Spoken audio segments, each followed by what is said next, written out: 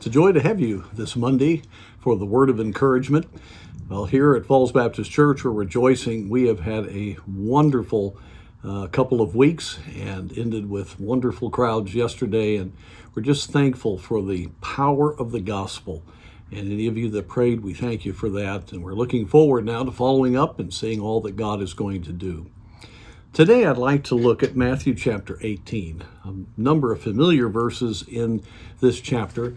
And we see the first mention of the church, the called out assembly of believers. And we find the directions on how to solve interpersonal problems within the church. And then the key to praying with power, having a spiritual agreement. And then we have the wonderful promise in verse 20. For where 2 or 3 are gathered together in my name, there am I in the midst of them. Now, as believers, we have the indwelling presence of the Spirit of God all the time. And He reveals Christ to us as we yield to Him. And so we have Christ in us, the hope of glory. But there is something very special about meeting with God's people and experiencing the presence of Christ, knowing He is in our midst. You know, I think that's one of the things that believers need to desire, and that is that every time they meet together, there are enough people walking with God that they are aware of the presence of God in that assembly.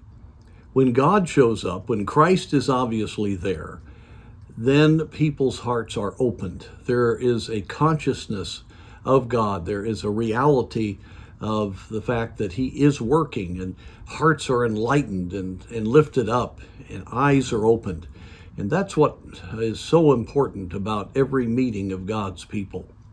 You know, it's very encouraging to know that when we gather together, Christ has promised to be in our midst. That's why I want to encourage you, if you are physically able, you ought to be at church as much as you can. You ought to be with the people of God, because you want to not only meet with Christ in your own personal way, which is of course the key, but also in the collective group of God's people gathering together and meeting for that purpose.